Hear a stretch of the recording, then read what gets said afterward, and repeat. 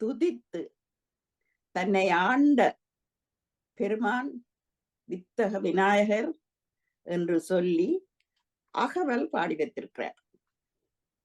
இங்கே இருக்கின்ற பலருக்கும் அந்த அகவல் பாடமா இருக்கும் என்றுதான் நான் நம்புகிறேன். அதே போல எங்களாலே சைவ சமயத்தவர்களாலே மறக்க முடியாத அடுத்த பெருமான் மணிவாசகர் அடியார். மணிவாசகருக்கு குரு ஒருவர் வந்தார். பிரிட்டனுக்கு வந்த பிறகு அவருடைய சிஷ்யனான சந்த சுவாமி என்னிடம் வைத்தியத்துக்கு வந்தார். ஹாஸ்பிட்டலில் நான் எழுதும் பொழுது அவருக்கு எத்தனை பேர் இருக்கிறோம், அவர் ஒரு பெரிய லோட். ஆனால் என்னட்ட வைத்தியத்துக்கு வந்தார். மற்றது இங்கே யுவர்சாமியுடைய நச்சிந்திர பாடல்களை நாகேஸ்வரி பிரம்மானந்தாவை கொண்டு பாடிச்சு கிட்டத்தட்ட 12 ஆடியோ கேசட்ஸ் செய்தோம். அதில் ஏறக்குறைய அரைவாசி நட்சத்திர பாடல்கள்லாம் பாடியாச்சு. அந்த ஆடியோ கேசட்ஸை சுப்பிரமணிய சுவாமி இங்கே வந்த பொழுது லண்டனுக்கு என்னுடைய காரில் பயணித்து அதை எல்லாத்தையும் வாங்கி கொண்டு போனார். 100 கேசட்.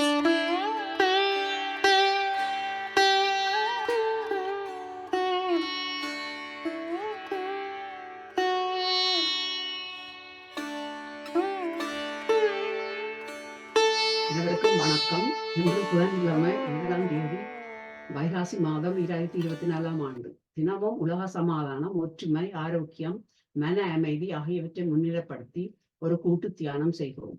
தினமும் UK நேரம் 9:30 மணிக்கும் 11 மணிக்கும் இரவு 8 மணிக்கும் தியானம் செய்கிறோம். ஐரோப்பா நேரம் காலை 10:30 மணிக்கும் மதியம் 12 மணிக்கும் இரவு 9 மணிக்கும் தியானம் செய்கிறோம். மற்ற நாடுகளிலிருந்து இணைபவர்கள் UK நேர கழிப்பின்படி இணைந்து கொள்ளுமாறு தாழ்மையுடன் வேண்டுகிறோம். இத்தியான நிகழ்ச்சி PSSM தமிழ் ஐரோப்பா, PMC தமிழ் டிவி ஆகிய அமைப்பினரின் அனுசரணையுடன் நடைபெறுகிறது.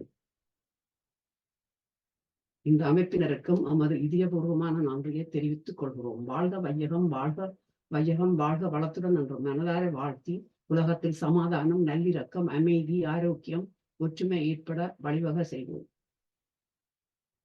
இன்றைய நிகழ்ச்சி முதலில் டாக்டர் ஜெகநாதன் மாஸ்டர் லண்டனிலிருந்து தியானத்தை வழிநடத்துவார். அதன் பின் பிரபஞ்சத்திற்கு நன்றி கூறப்படும்.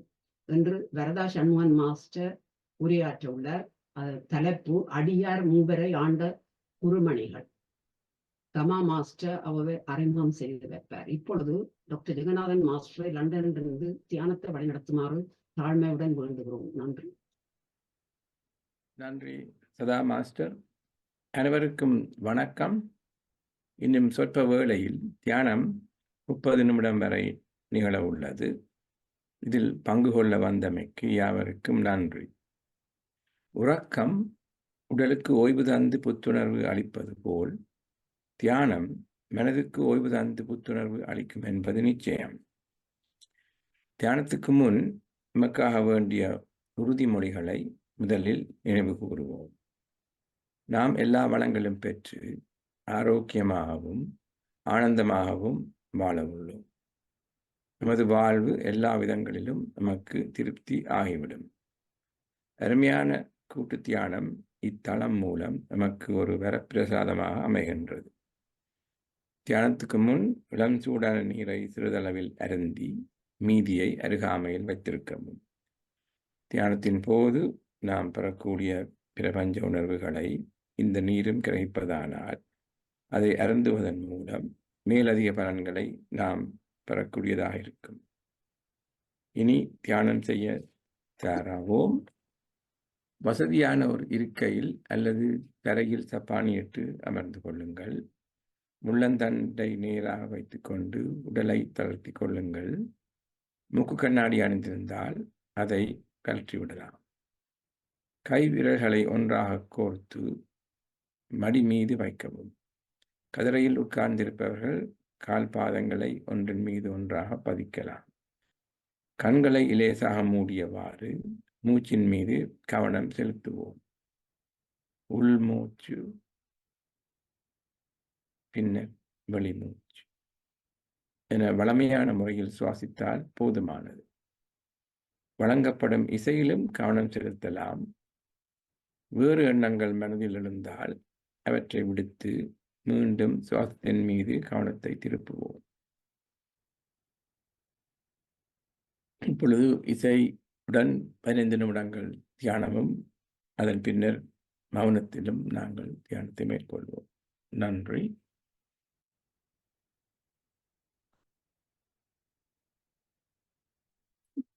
தியானம் முடிவடைய இன்னும் 5 வினாடிகள் இருக்கின்றன. 5, 4, 3, 2, 1. இப்போது கைவிரல்களை பிரித்து கண்கள் மீது வைத்து மெதுவாக விலத்தவும். இனி கண்களை திறந்து மீண்டும் இயல்பான நிலைக்கு திரும்பலாம்.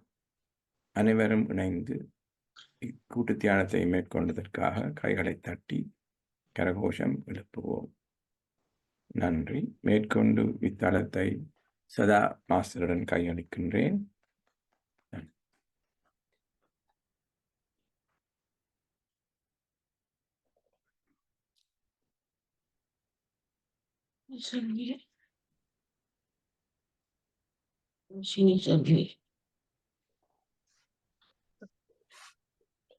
அனைவருக்கும் வணக்கம். தர்ஷினி உதயராஜா மாஸ்டர் தியானத்தின் முன்பு ஈஸ்ட் வழங்கியதற்காக மட்டுமல்லாமல் சைலன்ஸ் போஸ்டர்ஸ் அனைத்தையும் போட்டதற்காகவும் நன்றி கூற கடமைப்பட்டுள்ளோம். டாக்டர் ஜெகநாதன் மாஸ்டர் ஈஸ்ட் லண்டனிலிருந்து அருமையாக தியானத்தை வழிநடத்த, அதோடு தியானத்தின் போது நன்றி கூறுவோம். இன்று இந்த நிகழ்ச்சியை பதிவு செய்து கொண்டிருக்கும் பவானி விக்னேஸ்வரன் மாஸ்டருக்கும் அனைவர் சார்பில் நன்றி கூற கடமைப்பட்டுள்ளோம். பிரபஞ்சத்தின் நல்லாசியுடன் நாம் அனைவரும் ஒருங்கிணைந்து மன அமைதி, சன்மானம், ஆரோக்கியம் ஆகியவற்றை முன்னிலைப்படுத்தி ஒரு சக்திவாய்ந்த கூட்டு தியானம் செய்வோம். நாம் நமக்காக செய்யும் தியானம் கூட்டாக செய்யும் பொழுது அது ஒரு சமுதாய சக்தியாக உருப்பெற்று வீடு, வீதி, நகரம், நாடு, உலகம் எனும் அளவில் விரிவடையும் ஆற்றலுடையது. இத்தகைய தியானத்தில் ஈடுபடுவதற்கு அனைவரையும் ஊக்குவிப்பதோடு அதற்கான வசதிகளை ஏற்படுத்திக் கொடுக்கும் பிஎம்சிஎம் தமிழ் ஐரோப்பா, பிஎம்சி தமிழ் டிவி ஆகிய அமைப்பினருக்கும் நமது இதயபூர்வமான நன்றியை தெரிவித்துக் கொள்வோம். வாழ்க வையகம், வாழ்க வையகம், வாழ்க வளர்க்கம் என்ற மனதார வாழ்த்தி உலகத்தில் சமாதானம், நல்லிணக்கம், அமைதி, ஆரோக்கியம், ஒற்றுமை ஏற்பட வழிவகை செய்வோம்.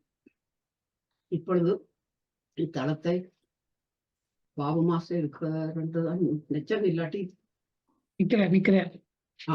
பாபு மாஸ்டரிடம் ஒப்படைக்கிறேன். தமா மாஸ்டர் வரதா சண்முகன் மாஸ்டரை அறிமுகம் செய்தார். நன்றி. வணக்கம் எல்லோருக்கும். இன்றைய சிறப்பு பேச்சாளர் கனடாவில் உள்ள இளநங்கை சமீபத்தில் பல்கலைக்கழகத்தை முடித்தார் என்றால் அவரது வயதை கணக்கிடும் போது 26 என்று எண்ணுவீர்கள். கேக்குதா? கேக்குது. சாரி. கனடாவில் உள்ள இளநங்கை சமீபத்தில் பல்கலைக்கழகத்தை முடித்தார் என்றால் வயது 26 என்று கணக்கிடுவீர்கள். இல்லை, இவர் சமீபத்தில் 87வது வயதில் 2வது முதுகலை பட்டம் பெற்றார். வரதா சண்முகநாதன் என்ற பெண்மணி ஜோக் பல்கலைக்கழகத்தில் முதுகலை பட்டம் பெற்ற மிக வயதான நபர் என்ற பெருமையை பெற்றார். ஒன்டாரியோவில் சட்டமன்றத்தில் அவர் கௌரவிக்கப்படும் வீடியோ சமூக ஊடகங்களில் வெளிவந்தது. அதன் உத்வேகத்தால் பரவலாக பகிரப்பட்டு வருகின்றது. இன்ஸ்டாகிராமில் மாகாண நாடாளுமன்ற உறுப்பினர் விஜய தணிகாசலம் அறிஞருக்கு அஞ்சலி செலுத்தும் வீடியோவை வெளியிட்டார். திருமதி வரதா சண்முகநாதனை ஒன்டாரியோவில் சட்டமன்றத்தில் கௌரவிப்பது எனது பாக்கியம். ஜார் பல்கலைக்கழகத்தில் முதுகலை பட்டம் பெற்ற மூத்த நபர் மற்றும் கனடா முழுவதிலும் முதுகலை பட்டம் பெற்ற மூத்த பெண்மணிகளில் ஒருவராகவும் திரு தணிகாசலம் எழுதியுள்ளார். இதற்கும் எனக்கும் ஒரு ஒற்றுமை என்னென்றால் 2 பேரும் திருமதி சண்முகநாதன். ஒற்றுமை இருந்தாலும் அந்த வேற்றுமை என்னென்று தெரியுமா? அவருக்கு அறிவும் ஆற்றலும் உண்டு. எனக்கு அறிவும் ஆற்றலும் மிகவும் கம்மியாகவே உள்ளது. எனவே இன்றைய சொற்பொழிவு அடியார் மூவரை ஆண்ட குருமணிகள். அடியார் மூவரை ஆண்ட குருமணிகள் என்பது பற்றி அவர் அறிவை அட்டாட்சிப்படுத்தப் போகின்றார். இதோ அம்மா, தளம் உங்களுடையதே, வருக என்று அன்பாக அழைத்திருக்கிறேன். வணக்கம் வணக்கம். இவ்வாறு பூமழை சுரந்ததற்கு வணக்கம். நன்றி. நானும் உங்களை போலதான், நீங்களும் என்ன போலதான். சரியோ? நான் வேற அல்ல என்று சொல்லிக்கொண்டு அடியார்கள் மூவர் குருமணிகள், அவர்களை ஆண்ட குருமணிகள் என்ற விடயத்திற்கு வர நான் மிகவும் ஆவலாயிருக்கிறேன். நீங்கள் அந்த அடியார்கள் மூவர் யாவர் என்று சொல்லி ஒரு கணிப்பு போட்டிருப்பீங்கள் என்று யோசித்தேன். ஆனால் நீங்கள் கணித்து சொல்லவில்லை. முதலில் அதை மறைமுகமாக மறைத்து வைக்காமல் அந்த அடியார்கள் எங்களுக்கு மனதையும் ஆத்மாவையும் சீர்படுத்தக்கூடிய பாடல்களை வைத்துவிட்டு போயிருக்கிறார்.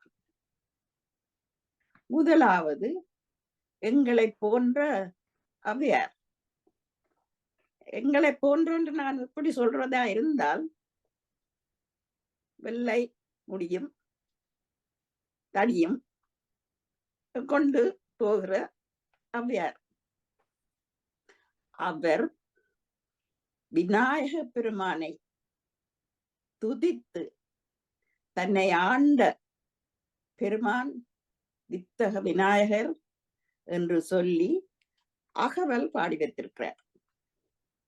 இங்கே இருக்கின்ற பலருக்கும் அந்த அகவல் பாடமா இருக்கும் என்றுதான் நான் நம்புகிறேன்.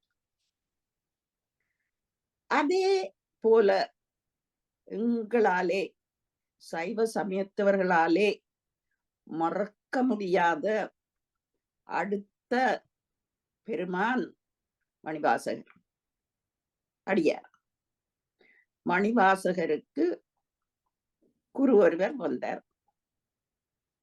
அடுத்ததாக எங்கள் யாழ்ப்பாணத்தில் சுற்றி வந்த பெருமான் யோக சுவாமிகள். முதலில் ஔவையாருக்கு விநாயகர் குருவாக வந்தார் என்று அகவலிலே திட்ட தெளிய கூறியிருக்கிறார். அதே விதமாக மாணிக்க வாசகர் திருவாசகத்தில் சிவபெருமான் தனக்கு ஆண்டவனாக வந்து தன்னை ஆட்கொண்டான், நிலத்திலே வந்தான், தன்னை ஆட்கொண்டான் என்று திருவாசகம் முழுவதிலும் சொல்லிக் கொண்டு வந்திருக்கிறார். அடுத்தது யோக சுவாமி தன்னுடைய நற்சிந்தனையிலே அதுவும் முதல் பாடலாக எங்கள் குருநாதன் என்று பாடுகிறார். தன்னுடைய குருநாதனை எங்கள் குருநாதன் என்று பொதுவாக பாடுகிறார். அந்த முறையிலே யோக சுவாமியும் செல்லப்பா சுவாமியை சிவன் உருவத்திலே சிவனாகவே சிவஞானம் கொண்டவராகவே கண்டு கழித்து பாடியிருக்கிறார். இவர்கள்தான் 3 அடியார்கள். அவர்களை ஆட்கொண்டவர்கள் சொல்ல போனால் விநாயகரும் சிவனின் ஒரு பொறி. அந்த முறையிலே சிவனாகவே வந்து இவர்களை ஆண்ட குருமணி, ஆண்டவன் என்று நாங்கள் கூறுவோம், ஆண்டவர். இப்பொழுது எனது சிற்றுரையை தொடங்குகிறேன். திருமூலர் 5 கரத்தனை ஆனை முகத்தனை இந்தின் இளம்பிறை போலும் ஈற்றனை நந்தி மகந்தனை ஞான கொழுந்தினை புந்தியில் வைத்து அடி போற்றுகின்றேனே. விநாயகரை முன்னிறுத்தி தன்னை ஆண்ட தனிப்பெரும் கடவுளாக நந்தி மகனை, ஞான கொழுந்தினை, சிவனாரது மகனை, சொற்பதங் கடந்த துரிய மெஞ்ஞான அற்புதன் என்ற கற்பக களிறை ஔவையார் தனது விநாயகர் அகவலில் மிக அழகாக விவரித்து குறிப்பிடுகின்றார். முதலிலே விநாயகர் அகவலில் விநாயகர் என்ன கோலத்துடன் தனக்கு முன் இருந்தார் என்பதை படம் பிடித்து காட்டுவது போல் காட்டியிருக்கிறார். நாம் அறிந்த வகையில் விநாயகரும் முருகனும் சிவன் பார்வதியின் பிள்ளைகளாகவே கருதப்படுகின்றனர். சிறு வயது முதலிருந்தே இதை பற்றி நாம் கேட்டும் படித்தும் அறிந்திருக்கிறோம்.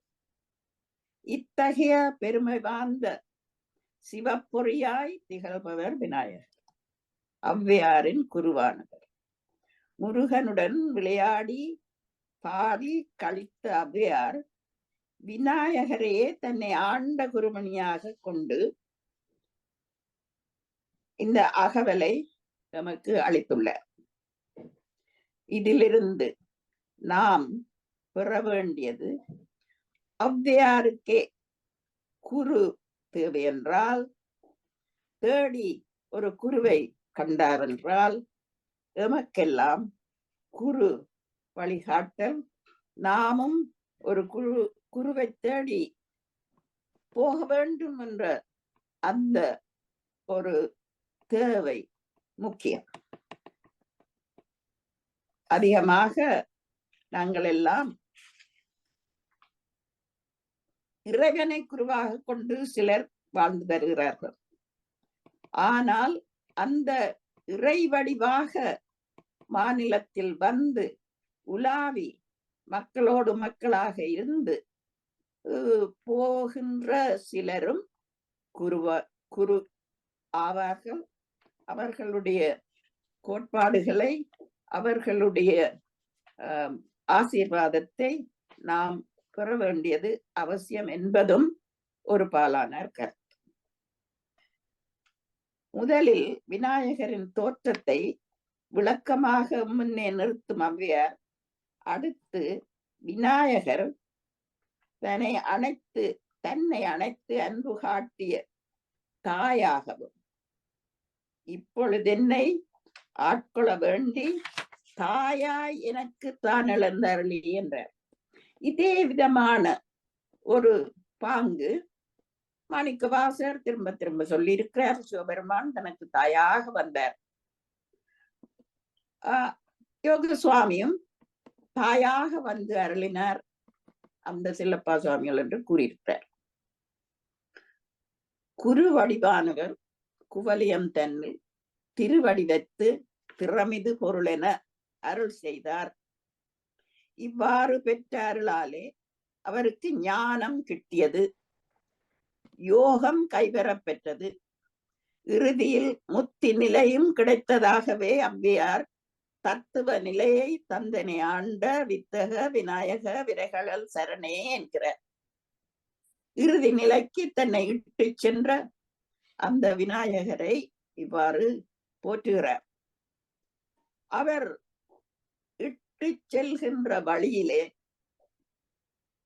எங்களுக்கு யோகத்தின் மகிமையையும், எவ்வாறு இந்த யோக நிலையிலே போகின்றவர்கள் யோகிகள் தங்களை பக்குவப்படுத்தி அந்த நிலைக்கு உயர்கிறார்கள் என்று விளக்கமாக கூறியிருக்கிறேன்.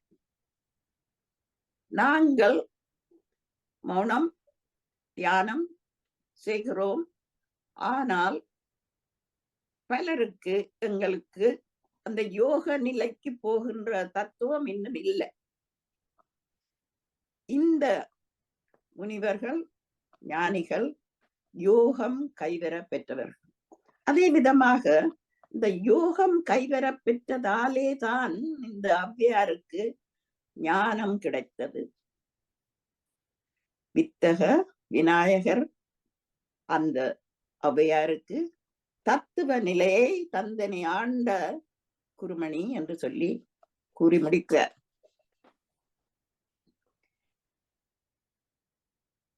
நாம் பிறந்து வளர்ந்து இந்த உலக இன்பங்களை, பொருட்செல்வத்தை, மக்கள் செல்வத்தை, கல்வி செல்வத்தை எல்லாம் அனுபவித்து ஆண்டாலும் இறுதியில் ஒரு குருவின் வாயிலாக அருட்செல்வத்தை பெற்றால்தான் வாழ்க்கையின் பயனை அடைவோம் என்பதை ஔவையார் திட்ட தெளிவாக தமது அகவலில் எடுத்துரைத்திருக்கின்றார்.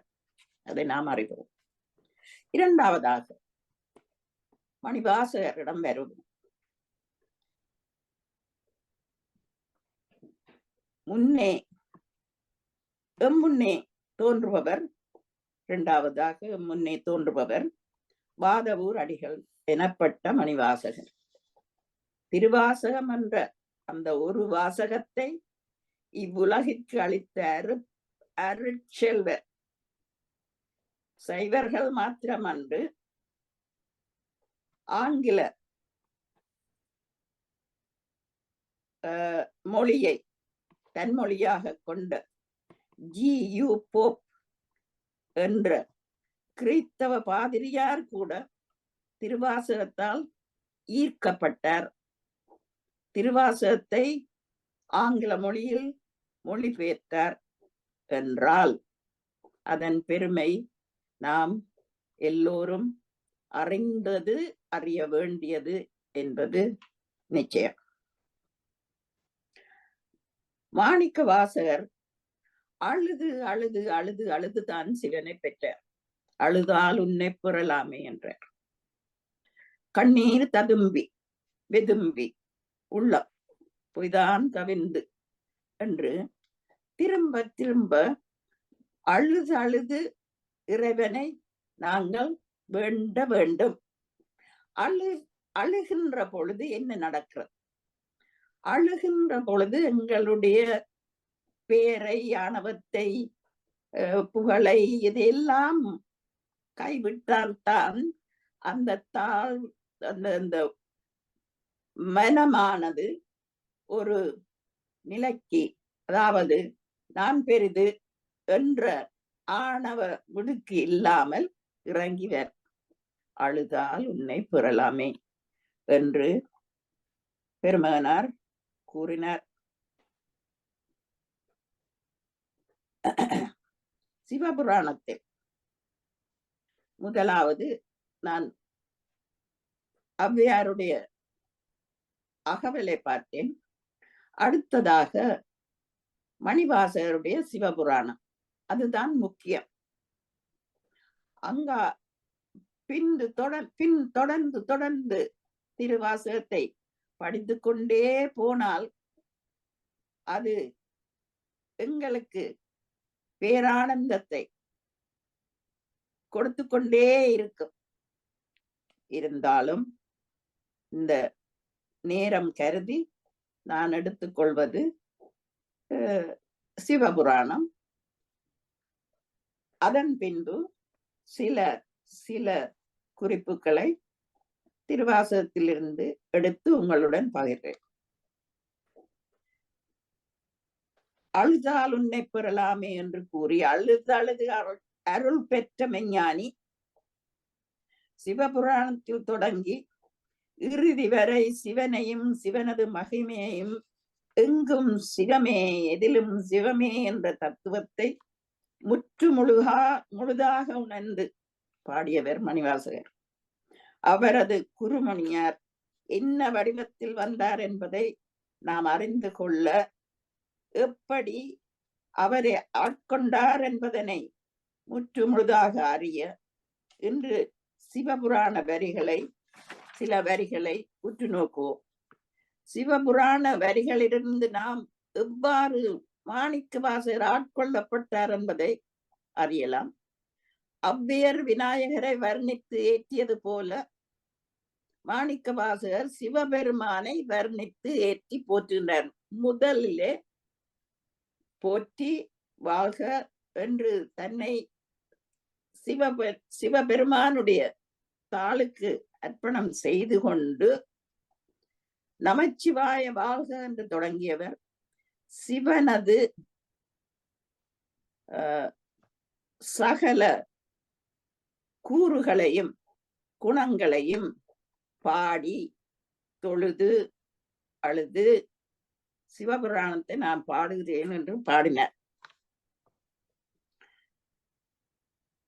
அப்படியாக அவர் சிவபுராணத்தை எழுதுவதற்கு முன்பாகவே சிவன் அவரை ஆட்கொண்டார்.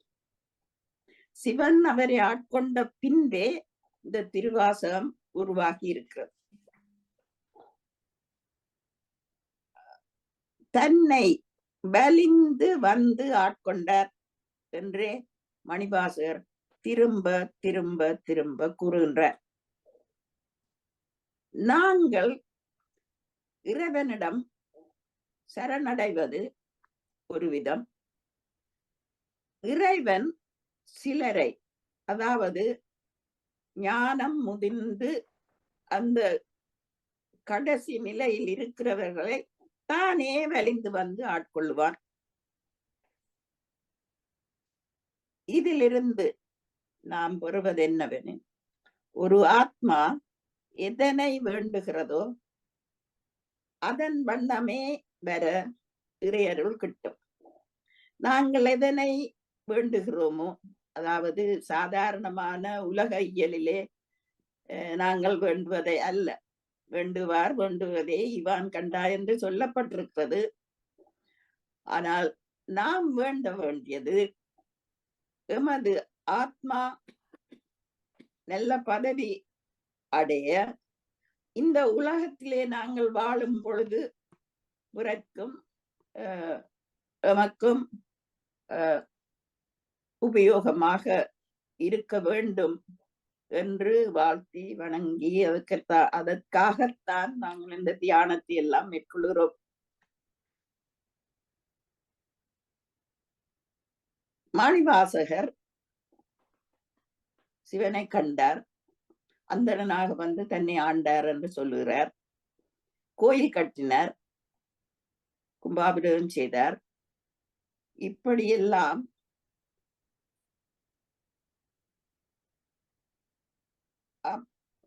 அப்படி செய்ததனால் தான் இறைவன் வந்து அவரை ஆட்கொண்டாரா? இதற்காக சான்றேதும் சிவபுராணத்தில் உள்ளதா என்று பார்த்தால், முன்னுக்கு நான் சொன்ன மாதிரி முதல் 19 வரிகளில் சிவ மகிமை பாடப்பட்டுள்ளது. கோகலியாண்ட குருமணி என்று தன்னை ஆண்ட சிவனை கூறுகிறார். இவ்வாறு ஒன்றாகி பலவாகி ஓருருவமில்லாது பல்லுருவமாகி மிளர்கின்ற இறையை மனமுருகி திருவாசகத்தில் 658 பாடல்களாக கொடுத்திருக்கிறார்.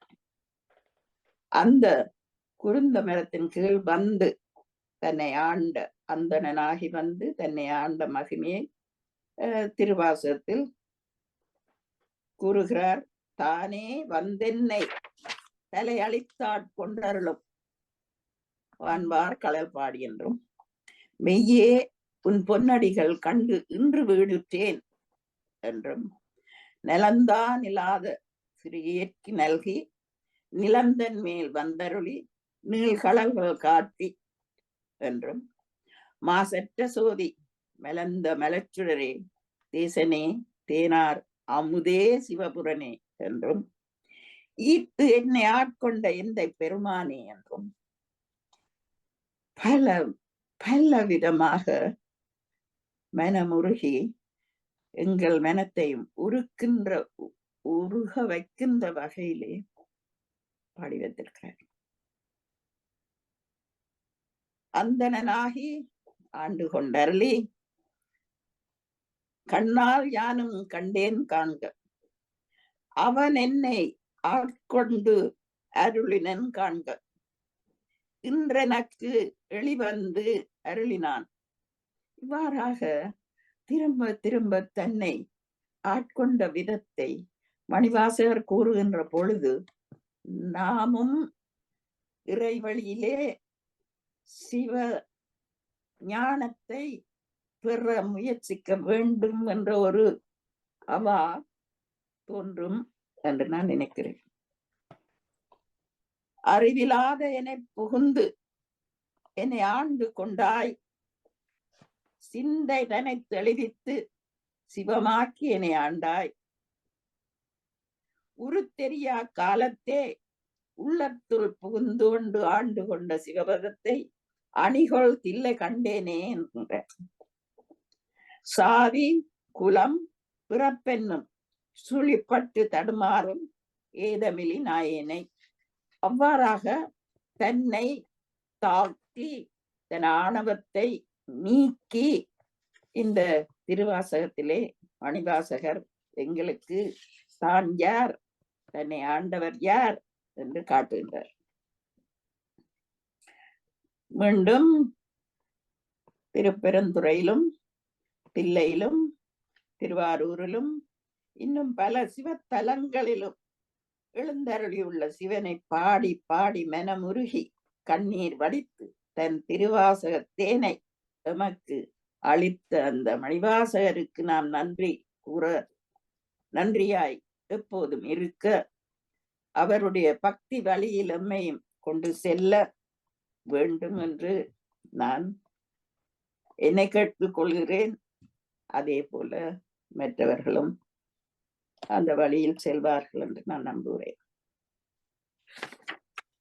இந்த திருவாசகத்தேனை எம்முடைய கோவில்களிலே பாட வேண்டும்.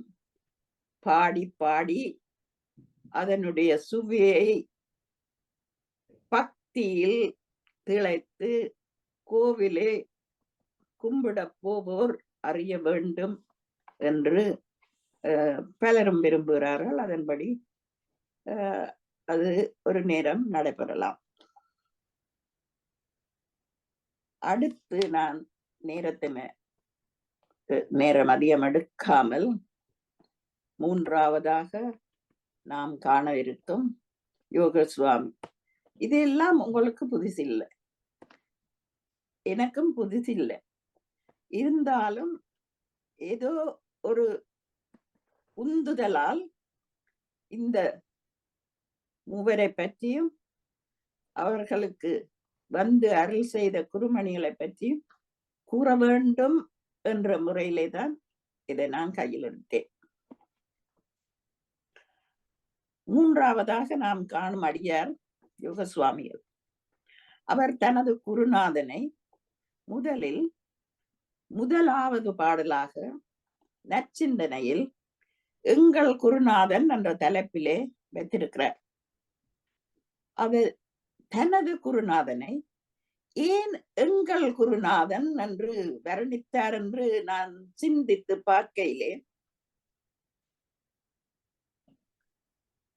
சிவபெருமான் வடிவிலே வந்த செல்லப்பா சுவாமிகள் அவரது குருநாதனாகவும் எங்கள் எல்லோருக்கும் இந்த வழியிலே பக்தி மயத்திலே பக்தி முறையிலே போகின்றவர்கள் எல்லோருக்கும் குருநாதர். அதனாலேதான் அவர் எங்கள் குருநாதன் என்று பாடி வைத்திருக்கிறார் என்று நான் நினைத்துக் கொள்வது. என்னை எனக்கு அறிவித்தான் எங்கள் குருநாதன். முதலிலேயே தொடக்கிவிட்டார். தன்னை தனக்கு அறிவித்தான். அவ்வியார் கொண்டு வந்து கடைசியில சொன்னார், வித்தக விநாயகர் என்னை ஏற்றி வைத்தவர். மணிவாசகர் திருவாசகம் முழுவதுமே திரும்ப திரும்ப திரும்ப சொல்லிக் கொண்டு போகிறார். எங்கள் யோக சுவாமிகள் அந்த எங்கள் குருநாதன் என்ற தலைப்பில் உள்ள 10 பாடல்களில் 80 வரிகளில் பக்தி சுவை சொட்ட தன் குருநாதனை வர்ணிக்கிறார்.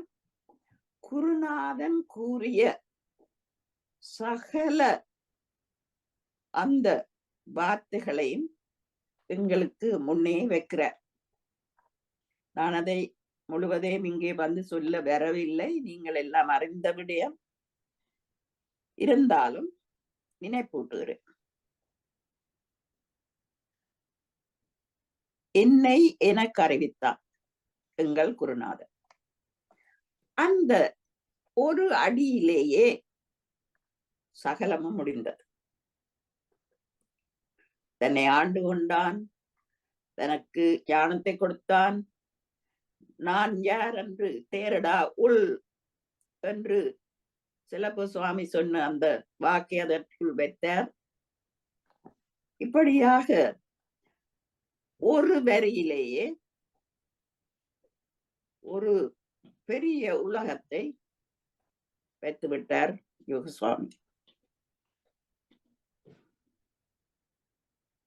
தொடக்கத்தில் என்னை எனக்கு அறிவித்தான் எங்கள் குருநாதன் என்ற அந்த வரியை நாங்கள் பார்க்கும்போது, ஒரு ஆத்மா தன்னைத்தான் அறிந்து கொள்வதே ஆன்மீக நாட்டத்தின் முற்றுப்புள்ளி, இறுதிப்படி என்பர் ஞானியர். எனவே செல்லப்பா சுவாமியை சந்தித்த நாள் முதல் அவரது கட்டளையான தேரடா உள் என்ற வாசகத்தை கேட்ட முதல் யோகசுவாமி செல்லப்பா சுவாமியின் அடியாராக ஆண்டு கொள்ளப்பட்டார். தனது நற்சிந்தனையில் நல்லூரின் ஆட்டக்காரன் நான் கண்ட சிவஞானம் என்கிறார். ஆட்டக்காரன் என்று கூறும் பொழுது அங்கே நாங்கள் சிவரூபத்தை காண்கிறோம். தில்லையில் ஆடுகின்றான் சிவன், நல்லூரில் ஆடினான் இந்த செல்லப்ப சுவாமி. எனவே ஔவையாருக்கு அருளிய விநாயகர், மணிவாசகருக்கு அருளிய கோகலி ஆண்ட குருமணி, யோகருக்கு அருளிய செல்லப்பர் எல்லோரும் இப்பூமியில் நடமாடிய சிவனின் தோற்றங்களே. இவ்வாறு வெவ்வேறு காலங்களில் வெவ்வேறு இடங்களில் அடியார்களை ஆண்டு கொள்ள இறைவன் தானே எழுந்தருளுவான் என்ற உண்மை இங்கு திட்ட தெளிவாக எங்களுக்கு புரிய வைக்கப்படுகின்றது. அன்பே சிவமாய் அமர்ந்திருக்கும் இறைவனை ஏத்தி ஏத்தி பணிவோமாயின் ஔவையார், மணிவாசகர், யோக சுவாமிகள் போன்றோரின் மணியான வாசகங்களை நாள்தோறும் பாடி உணர்ந்து பயன் பெறுவோமானால் நாம் பெறும் பேரின்பமே. தெளிவு குருவின் திருமேனி காண்டல், தெளிவு குருவின் திருநாமம் செப்பல், தெளிவு குருவின் திருவார்த்தை கேட்டல், தெளிவு குரு உரு சிந்தித்தல் தானே. இவ்வாறாக திருமூலர் எங்களுக்கு கூறுகின்ற இந்த புத்திமதியை கேட்டு ஒரு குருவின் வழிகாட்டலில் நல்லபடி வாழ்வோம், வாழ்வாங்கு வாழ்வோம், இன்பமே சூழ்க, எல்லோரும் வாழ்க என்று கூறி முடிக்கிறேன்.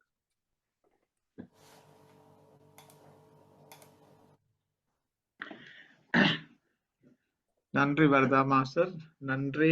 உங்கள் அருமையான உரைக்கு மிக சிறந்த முறையில் ஒரு நல்ல ஒரு அனாலிசிஸை செய்து இருந்த மாதிரி எனக்கு தெரிந்தது. முதலில் கடவுளை பற்றி சொன்னார், இடையில் கடவுள், முடிவில் கடவுளை சொன்னார், இறுதியில் கடவுளை பற்றி சொன்னார், எல்லா இடமும் கடவுளை பற்றி சொன்னார்.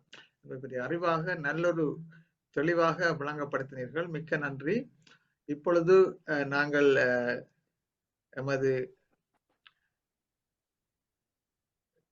கான்குவனேஷன் மாஸ்டர், நீங்கள் முதல் கை பாராட்டியர் 30 வினாடிகள் கை தட்டணும் முதல். நன்றி நன்றி. இப்பொழுது மன்னிக்க வேண்டும், 30 வினாடிகள் கரகோஷம் செய்வோம்.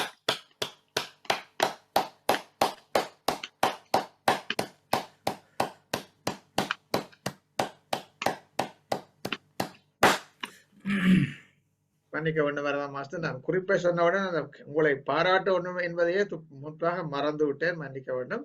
இப்பொழுது கான் கோசன் மாஸ்டரை அன்புடன் அழைக்கின்றேன். வாருங்கள் ஐயா. நன்றி ஐயா. இமைப்பொழுதும் என் நெஞ்சில் நீங்காதான் தாழ்வாழ்க.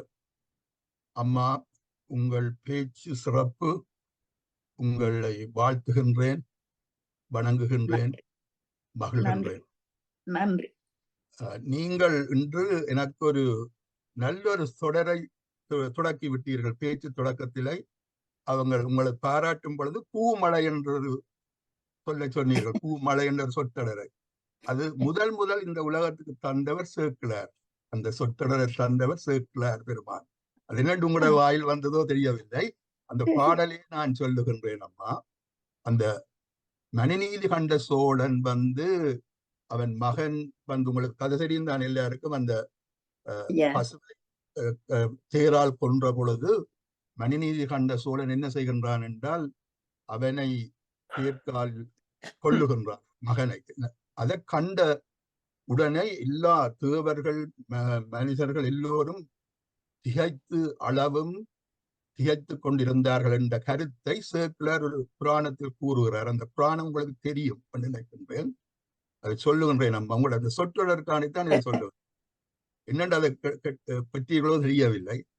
கண்ணளி வெண்குடை வேந்தன் செயல் கண்டு தெரியாது மன்னவர் கண்மழை பொழிந்தார்.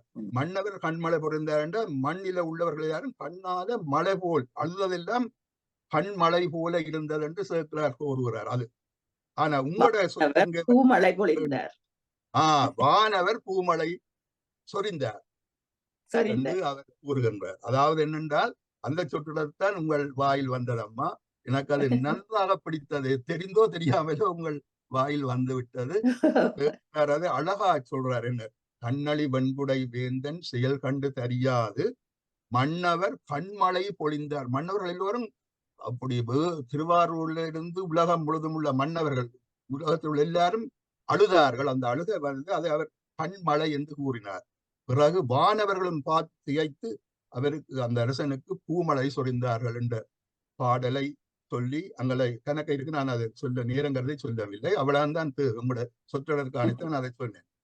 பிறகு உங்களோட பேச்சிலே அம்மா மூவரை குறிப்பிட்டீர்கள். ஔவையார், மாணிக்க வாசகர், எங்களோட சுவாமிகள். எனக்கு அந்த மூன்று பேரும் கிட்டத்தட்ட அவர்கள் வாழ்ந்த தொடர்புடைய இடங்களை தரிசிக்கக்கூடிய நிலைமை கிடைத்தது. ஏனென்றால் நான் சொல்லுகின்றேன், ஔவையார் அது நேரடியாக அவர் அங்க சென்றாரோ தெரியவில்லை. இந்த சேரமான் பெருமானும் பெருமான் நாயனாரும் மற்றது சுந்தரமூர்த்தி நாயனாரும் இப்பொழுது கேரளாவில் நான் அந்த கோயிலுக்கு போயிருந்தேன். அங்குதான் அதை சொல்றது திருவஞ்சி குளம் என்று நீங்கள் போட்டு பார்க்கலாம். திருவஞ்சி குளம்.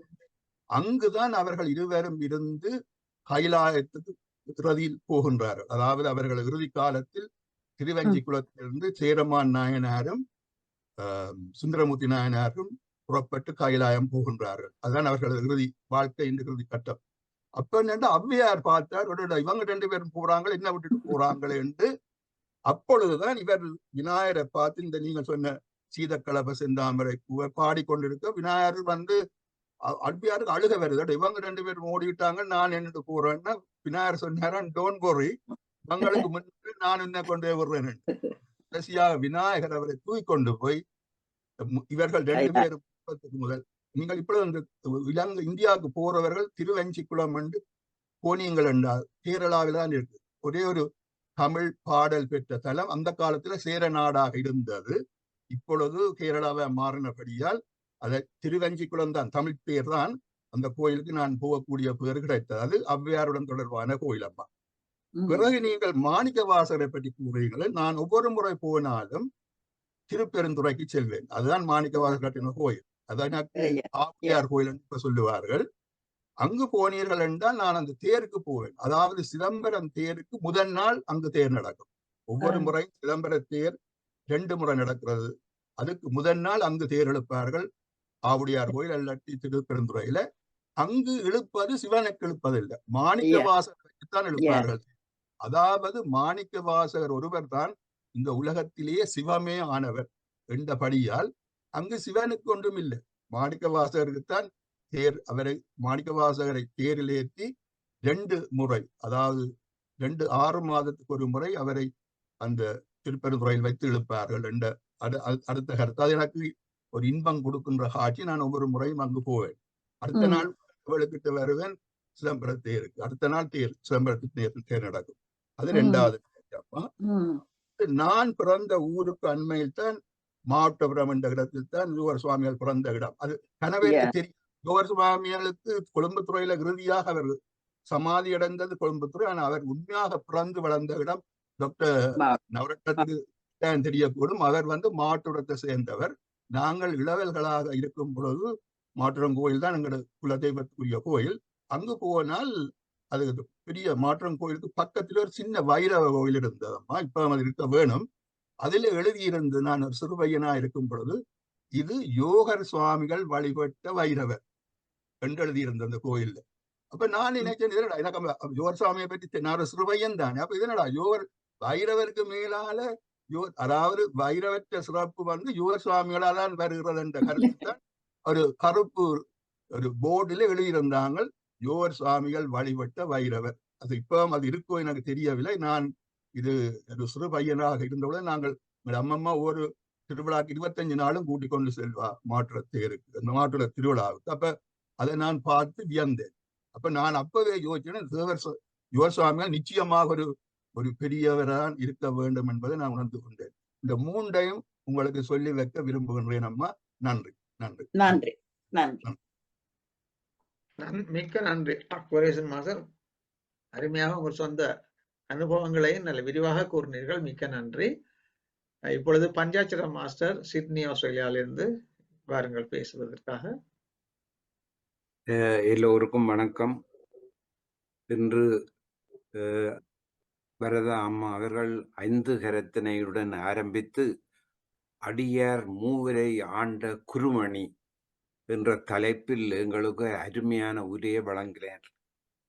இப்பொழுது புலவர் குகநேசன ஐயா அவர்கள் எல்லா விடயங்களையும் சொல்லிவிட்டார். நான் சொல்ல வந்த விடயங்கள் இருந்தாலும் முதலில் ஔவையாரை பற்றி சொல்லியிருந்தார். அவருடைய குருவை சொல்லியிருந்தார். மாணிக்க வாசகர் குருவை சொல்லியிருந்தார். யோகர் சுவாமிகள் அவற்றை குருவை சொல்லியிருந்தார். இன்னொரு விடயத்தை அவர் சொல்லியிருந்தார், அதை நாங்கள் அவதானிக்க வேண்டும். அதாவது யோகம் கைகூடி கொண்டு வரைக்க குரு வருவார் என்ற விடயத்தை சொல்லியிருந்தார். எங்களுக்கு இப்ப குரு தெரியாது யார் என்று. நாங்கள் தியானத்தில் இருக்கிறோம். எங்களுக்கு குருவை பற்றி தேட தேவையில்லை. ஆனால் சிவபெருமானோ வேற பிள்ளையாரோ குருவாக இன்னொருவர் வடிவில் வரலாம், எங்களுக்கு குருவாக அருளலாம் என்ற விடயத்தை தெளிவாக கூறியிருந்தார்.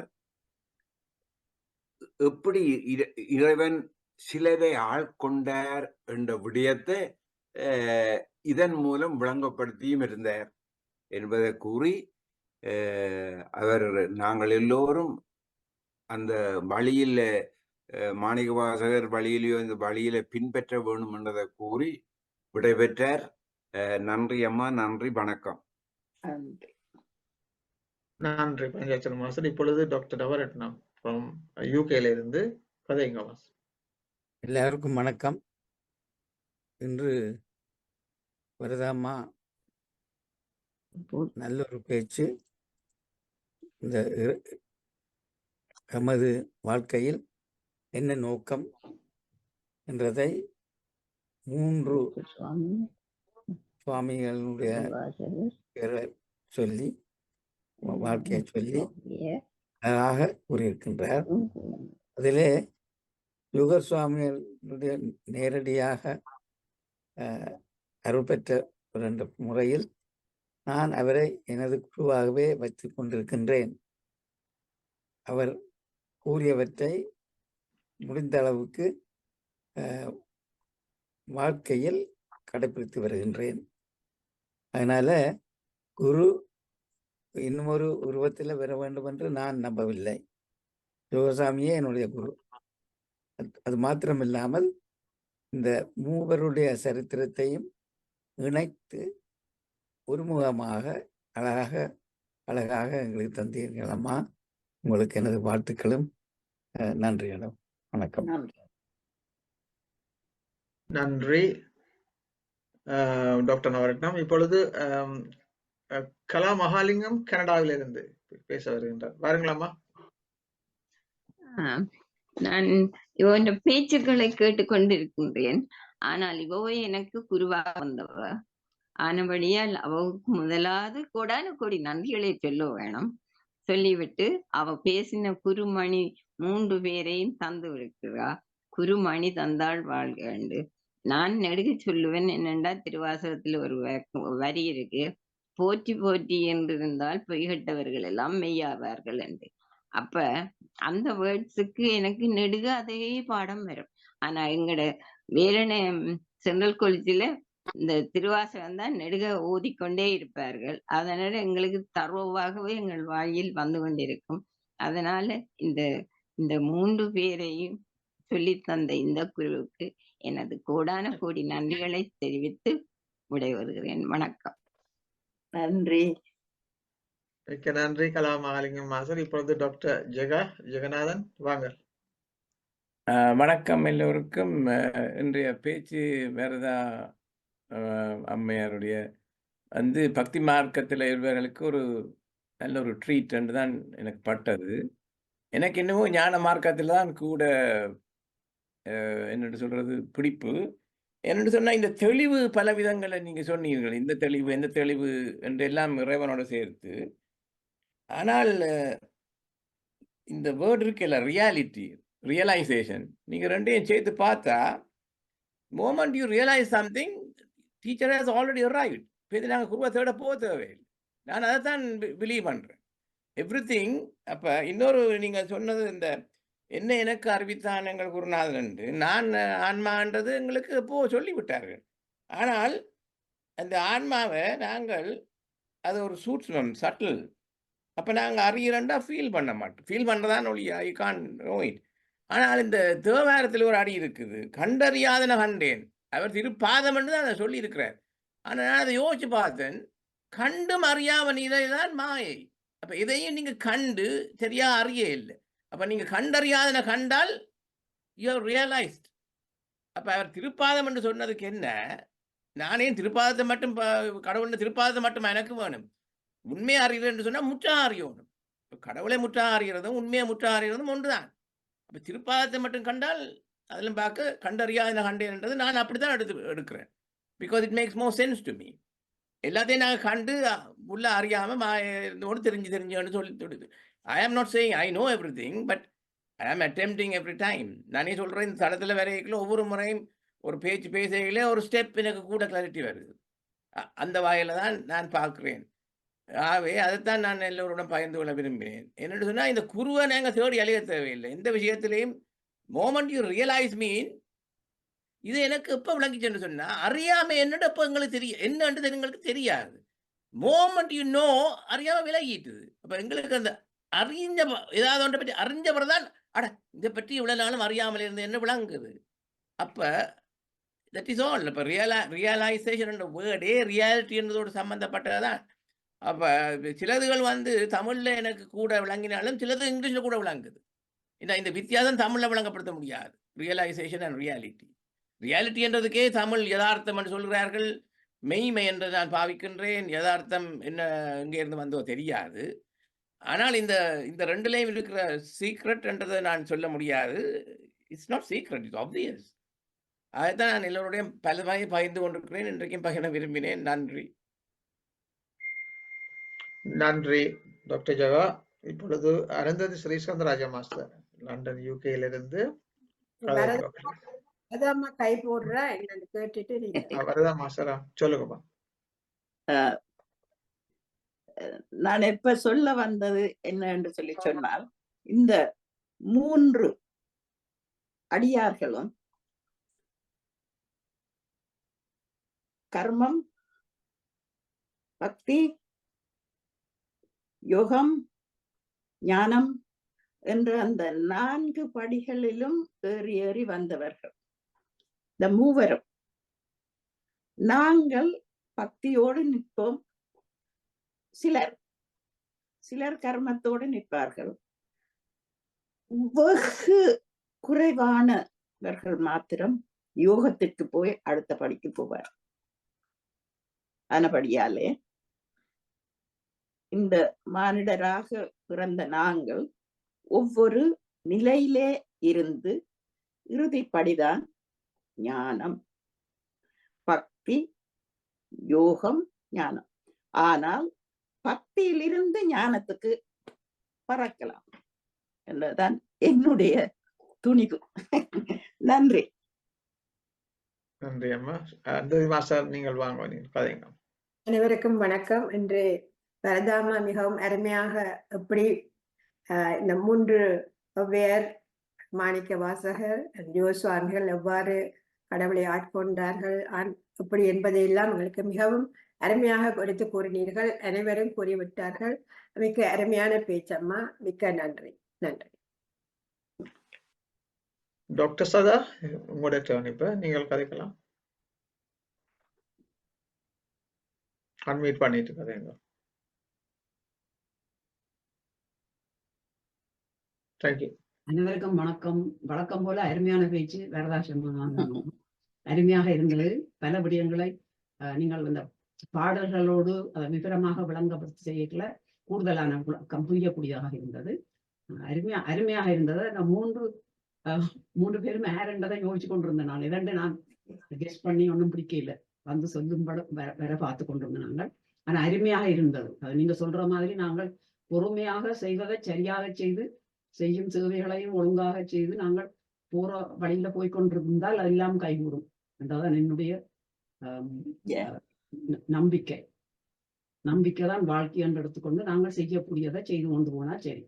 அதை தவறுகளை செய்யாமல் எங்களால ஏழுமான அளவு நாங்கள் ரியலைஸ் பண்ணினோம் என்றால் அதன்படி நாங்கள் வாழ கற்றுக்கொண்டால் சரி. அவ்வளவுதான் என்னுடைய விளக்கம். நன்றி அம்மா. நன்றி. நன்றி டாக்டர் சதா. நன்றி. சிவானந்தி மாஸ்டர் வந்திருக்கிறார். ஸ்ரீஸ்கந்தராஜ மாஸ்டர், உங்களோட சிவானந்தி நீங்கள் வந்திருக்கிறீர்கள். என்ன நீங்கள் கதைக்கலாம், அன்மியூட் பண்ணிட்டு கதைக்கலாம். அனைவருக்கும் வணக்கம். நீண்ட நாட்களுக்கு பிறகு வந்திருக்கிறேன். அம்மையாரின் சொற்பொழிவு கேட்டு மிகவும் மகிழ்ச்சி. இதுக்கு என்னென்று சொல்றதுன்னு எனக்கு புல்லரிச்சு விட்டது. என்னன்னு சொன்னா, நான் நிறைய நாள் வரையில இந்த தலைப்பு பார்த்துட்டு இன்றைக்கு விண்ணில நடந்த ஒரு குரு பேச்சியத்தான் இங்க கொண்டு வந்து விட்டா. குரு பேர்ந்திருக்கு. ஆனா குருவாக இன்றைக்கு அம்மையார் எங்களுக்கு வித்தக விநாயகர் ஔவையாரை பற்றியும் எங்கள் மணிவாசகரை பற்றியும் எங்கள் யோகசுவாமிகளை பற்றியும் சொல்லியிருந்தார். குரு பிரம்மா, குரு விஷ்ணு, குரு தேவோ மகேஸ்வரகா, குரு சாஷ்டா பரபிரம்மா, தஸ்மை ஸ்ரீ குருவே நமக. உங்களை எல்லாரையும் பார்க்கும் போது நான் குருவாக நினைத்து உங்கள் அனைவரையும் வணங்கி மகிழ்கின்றேன். இந்த குரு பேச்சியின் காரணம்தான் இன்று அம்மையாரின் சொற்பொழிவில மிகவும் மனம் மகிழ்ந்தது. மிகவும் அருமையாக, எளிமையாக, அழகாக சொல்லியிருந்தீர்கள் எல்லாத்தையும். மிகவும் அருமை அம்மையார். நீங்க சொன்ன மாதிரி வித்தக விநாயக விரைகளர் சரணே. எனக்கு அந்த அவற்றை விநாயகர் அகவல்ல பிடிச்ச ஒரே ஒரு வரி ஔவையாருக்கு எப்படி தெரியும்? நீங்க பாருங்க, கரும்புள்ளே காட்டி என்று சொல்லுவா. அந்த காலத்திலேயே அவ பிளக்கோலை பற்றி சொல்லுவா. நீங்க அந்த வசனத்தை வாசிச்சீங்களா? அதை பாருங்க. அம்மையார் கரும்புள்ளே காட்டி என்று சொல்லுவா. அணுவுக்கு அணுவாய், அப்பாலுக்கு அப்பாலாய் கரும்புள்ளே காட்டி என்றவர். அது எப்படி அந்த விஞ்ஞானம் மெஞ்ஞானத்துக்கு மேல, விஞ்ஞானத்தை தாண்டி அங்க மெஞ்ஞானம் நிற்கின்றது. அப்ப அது இறையாற்றல் தானே. அந்த இறையாற்றலுக்கு நாங்க கிட்ட நெருங்கலாதன்றத அந்த விநாயகர் அகவல்ல அந்த வசனம் எனக்கு ரொம்பவும் ஆழமாக பதிந்து மன நிறைவாக இருக்கிறது. அடுத்தது எங்கட மாணிக்க வாசகர், சொல்லுங்கம்மா. நீங்கள் சொன்னதை ஏற்றுக்கொண்டு மாணிக்க வாசகரும் மெஞ்ஞானத்தால் விஞ்ஞானத்தை விளங்கப்படுத்தியிருக்கிறார். ஔவையாரும் அதே விதமாக மெஞ்ஞானத்தால் விஞ்ஞான கருத்துக்களை எங்களுக்கு தந்திருக்கிறார். நன்றி. அடுத்தது எங்கட மணிவாசகரை பார்த்தா வேண்டத்தக்கது அறிவோய் நீ, வேண்ட முழுவதும் தருவோய் நீ என்று சொல்லுவார். அதுக்கு மேல எங்களுக்கு ஒன்றுமில்லை. அதுக்காகத்தான் நாங்க வாழ்ந்து கொண்டிருக்கின்றோம். அப்ப அங்கே மணிவாசகர் அது சொல்லறதுக்கு வார்த்தைகள் இல்லை. அவர் தேனாக உருகி உருகி நாங்கள் உருக வேணும் திருவாசகத்துக்கு. அடுத்து எங்களது ஜோகர் சுவாமி, அவர் ஏற்கனவே எல்லாம் நடந்து விட்டது, ஏற்கனவே எல்லாம் முடிஞ்சிட்டது. நாங்கள் ஒன்லி எங்களது செயல்கள்லாம் ஏற்கனவே எல்லாமே நடந்து விட்டது என்றதான் எங்களோட ஜோகர் சுவாமி சொல்வார் மிக வலிமையாக. ரமணரே இவர் விருப்பம் அவருக்கு. அப்படி உங்களது இன்றைக்கு எனக்கு ரொம்ப சந்தோஷம். இல்ல 3 குருவையும் கொண்டது அந்த குரு பேச்சினால ஒரு இதுதான் விண்ணில் நடந்த குரு பேச்சு இன்றைக்கு இந்த ஜூம்ல பார்க்கக்கூடியதா இருக்கு. மிகவும் அருமை. நன்றி ஸ்ரீ அண்ணா, ஸ்ரீ ஸ்கந்தராஜா அங்கிள் அண்ட் தமயந்தி அக்கா அண்ட் பாபு சண்முகநாதன் அங்கிள் எல்லாருக்கும் மிக்க நன்றி. அருமை அருமை. நன்றி. மிக்க நன்றி சுவாந்தி மாஸ்டர். நீண்ட காலத்துக்கு உங்களை கண்டதில் மிக்க மகிழ்ச்சி. நீங்கள் விரைவில் இங்கு வந்து எங்களுக்கு இன்னொரு சொற்பொழிவு ஆற்ற வேண்டும் என்பதை தாழ்மையுடன் கேட்டுக்கொண்டு, இப்பொழுது கைவத்திருக்கிற வரதா மாஸ்டர் இன்னும் ஏதாவது சொல்ல போராடுகிறேன், சொல்லுங்க. எனக்கு சிவானந்தி சொன்ன விடயம் குரு பெயர்ச்சியிலே இந்த குரு மகிமையை பற்றி எனக்கு சொல்ல கிடைத்தது பெருமை மாத்திரமல்ல, நான் கடவுளுக்கு நன்றி சொல்ல வேண்டிய நாள் என்று. நேற்று இந்த களத்துக்கு வருவேனோ இல்லையோ என்று நான் தளம்பிக் கொண்டிருந்த நேரம், இன்றைக்கு என்னுடைய டாக்டர்கிட்ட போய் வந்து இந்த அருமையான நேரத்தை உங்களுடன் பகிர்ந்து கொள்வதற்கு அது சிவபெருமானின் கருணை என்று கூறி முடிக்கிறேன். நன்றி அம்மா, நன்றி, மிக்க நன்றி. டாக்டர் ஜெகா, நீங்கள் திரும்பவும் கை போட்டுருக்கீர்கள், வாருங்கள், கதையுங்கள், பேசுங்களே. எனக்கு இன்னும் இந்த பிளாக் ஹோல் என்று சொல்றத விதமா நாங்கள் இன்டர்பிரேட் பண்றோம். அது கருப்பு நிறம் என்று இல்லை, பிகாஸ் என்னென்னு தெரியாது. அப்ப கருப்பு பணம், பிளாக் மணி என்று சொன்னா நோட்ஸ் எல்லாம் கருப்பா இருக்கா? இல்லையே. பிளாக் மார்க்கெட்னா பதுக்கி வைக்கிறது. ஆகவே இதை நாங்கள் புரிந்து கொள்ள வேண்டும். அதே பிளாக் ஹோல் என்று சொன்னதுக்காக அது கருப்பா இருக்குன்னு முடியாது என்று எடுத்துக்கொள்ள இல்லாது. ஐ டோன்ட் நோ அது கலர் இருக்கோ தெரியாது. they don't know what it is, just calling it black money என்று சொன்னா கருப்பு நோட்ஸை நாங்கள் பார்க்குறோம். நார்மல் நோட்ஸ் தான், எல்லாம் பதுக்கி வச்சிருக்கிறது தான், டேக்ஸுக்கு கொடுக்காம. அதே மாதிரி தான் பிளாக் மார்க்கெட்டில் வச்சு விற்கிறான் என்று சொன்னாலும். ஸோ இதை நாங்கள் சரியாக புரிந்து கொள்ள வேண்டும். அதை விட்டு அவர் சொன்னார்கள் இவர் சொன்னார்கள் என்று சொல்லி இதெல்லாம் எங்களோட பெருமை என்று சொன்னாலும் உண்மையை நாங்கள் ஓவர்லுக் பண்ணக்கூடாது. அதை நான் அடிக்கடி வலியுறுத்தி கொண்டு வருகின்றேன். ஆகவே அவர்கள் கரம்புள்ளி என்று சொன்னதை என்னத்தை குறிப்பிட்டார்கள் தெரியல. அணு என்று சொன்னதும் மூலக்கூறத்தான், பிரிக்க முடியாது என்று சொல்லிக்கொண்டு பிரித்து கொண்டு போய்க்கல, மூலக்கூறு. அப்போ அந்த சொல்லிலே வந்துட்டுது. அது எனக்கு நான் கெமிஸ்ட்ரி தமிழில் படித்தபடியாக விளங்கி கொண்டேன், ஆனால் அப்போ விளங்க இல்லை. ஆகவே அவர் அணு என்று குறிப்பிட்டது அந்த மூலக்கூறத்தான். ஆனால் இப்போ அணுவையும் பிரித்து கொண்டு வருகிறோம் இல்லை. அப்போ அணு தோல் என்று சொல்கிறார்கள். ஸோ நாங்கள் அதையெல்லாம் திருத்தி கொள்ள வேண்டும். ஆனால் நாங்கள் திருத்தாமல் பிடித்தபடியில் இருந்தால் அதுதான் கன்மம் என்று நான் பல முறை சொல்லிக் கொண்டு பாருங்கள். நாங்கள் மாறக்கூடிய இருக்கைகளை மாறுவோம். நன்றி. யுகாண்ட தத்துவத்தை எல்லாரும் இருக்க வேண்டுமா? வேண்டாம் வேண்டாம், ப்ளீஸ் டோன்ட் ஃபாலோ தத்துவங்கள். தத்துவம் என்றாலே நான் பல முறை சொல்லி இருக்கிறேன். தத்துவம் என்று சொல்லிக்கல, ஒன்று நீங்கள் ஒரு கருத்தை ட்ரூ என்று அசியூம் பண்றீங்க, அதுதான் தத்துவம்னு சொல்றது. Otherwise you don't call it தத்துவம், you will call it reality. இப்ப நெருப்பின்றி புகையிறாது என்று சொல்ல ஒரு தத்துவத்தை சொன்னாலும் தட்ஸ் ரியாலிட்டி இல்ல. ஆகவே அது நாங்கள் ஒரு தத்துவம் எங்களுக்கு தேவை. என்ன நடக்குதுன்னு சொன்னா, இந்த அரசியல் தத்துவங்கள் எல்லாம் ரியாலிட்டியோட இல்லை. அதுதான் நாடு சீரழிந்து கொண்டு போகுது. சிங்கப்பூர்ல அரசியல் தத்துவத்தை நடுநிலையாக வச்சபடியா சிங்கப்பூர் முன்னேறிச்சு, இலங்கையில மற்ற மாதிரி போகுது.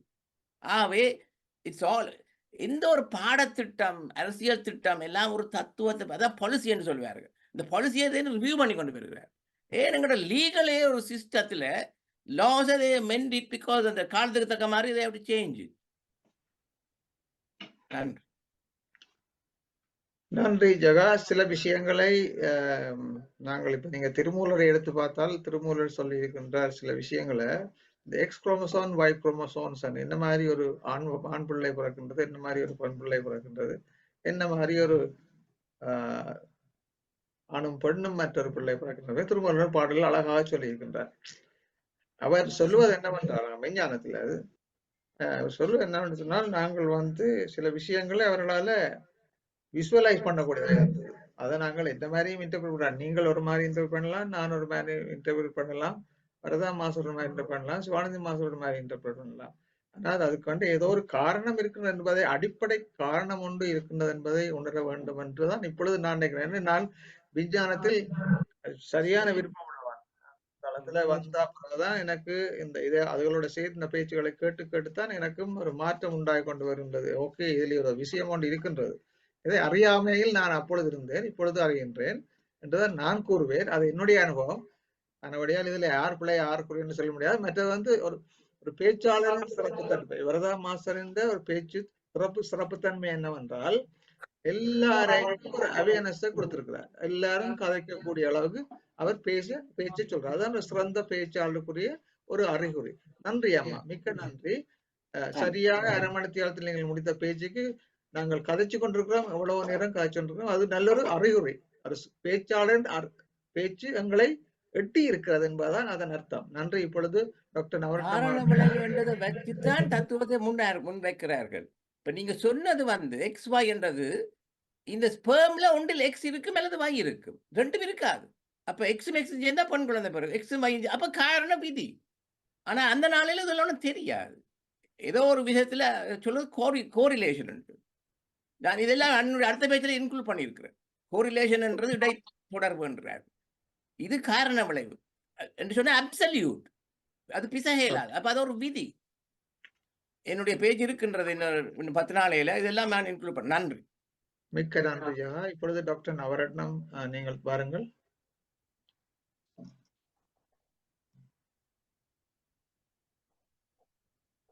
அன்மியூட் பண்ணிட்டு வாருங்கள் ஐயா. டாக்டர் நவரத்னம். நன்றி. கேக்குதா? ஆமாம், கேக்குது. நன்றி நன்றி, திரும்ப அழைத்ததுக்கு நன்றி. கரும்புள்ளி என்றால் பிளாக் ஹோல் என்று நாங்கள் கற்பனை பண்றோம் என்றுதான் நான் நினைக்கிறேன். ஏனென்றால் ஔவையார் கரும்புள்ளி என்று சொன்னது என்னத்தை நோக்கி என்று மிச்ச பாட்டையும் படித்தாத்தான் தெரியும். கரும்புள்ளி. அதனால நாங்கள் என்ன விரும்புகிறோமோ அதை நம்பி இருக்கிறத தான் ஜெகநாதன் மாஸ்டர் சொல்லுறார் என்று நான் ஒத்துக்கொள்கிறேன். வணக்கம். நன்றி. இப்பொழுது சிவானந்தி வாருங்களா. சிவானந்தி மாஸ்டர் வாங்க, அன்மியூட் பண்ணிடு.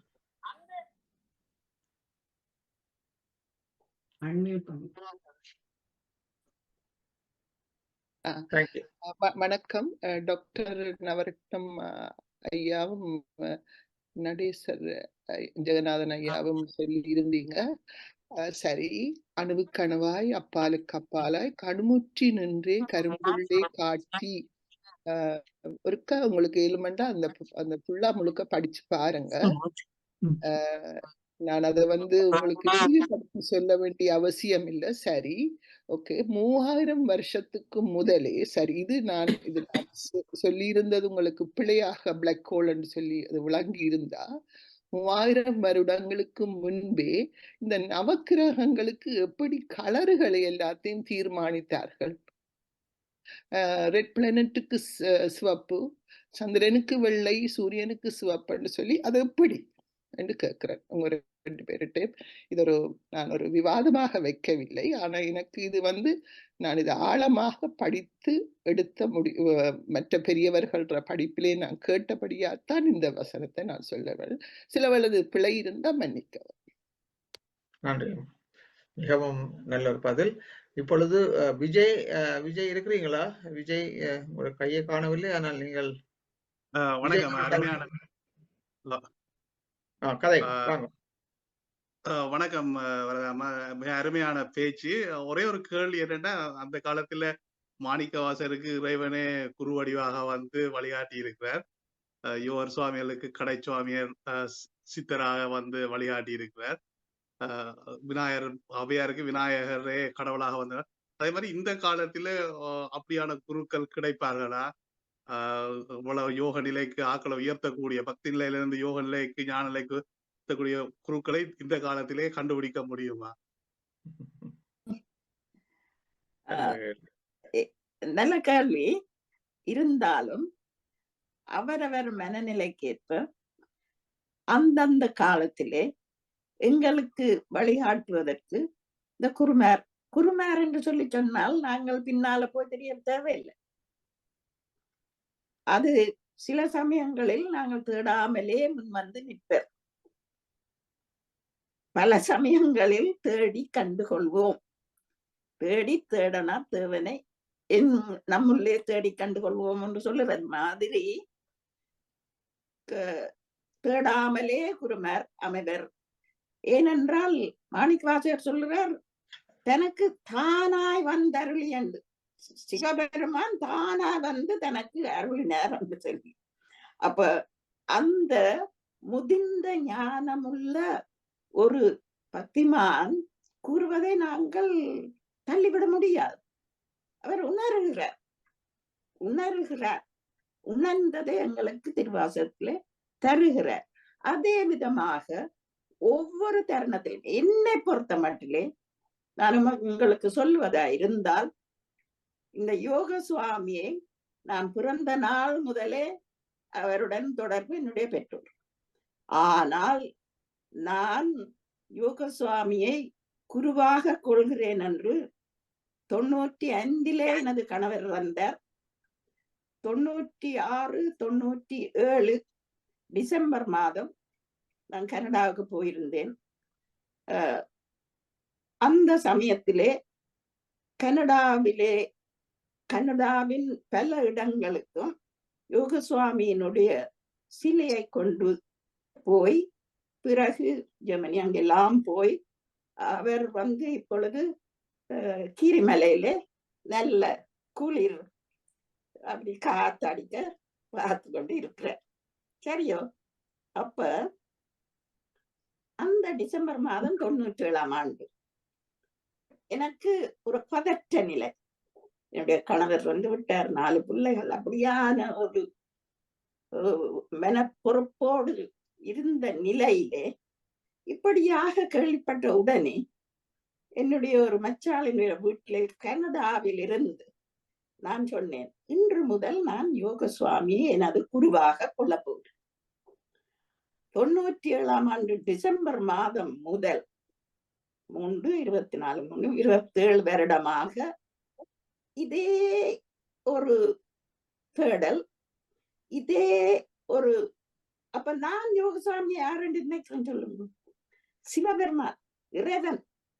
அவர் இந்த உருவத்திலே எனக்கு படிவிக்கிறார். நச்சிந்தனை மூலமாக நல்ல சிந்தனைகளை தருகிறார்.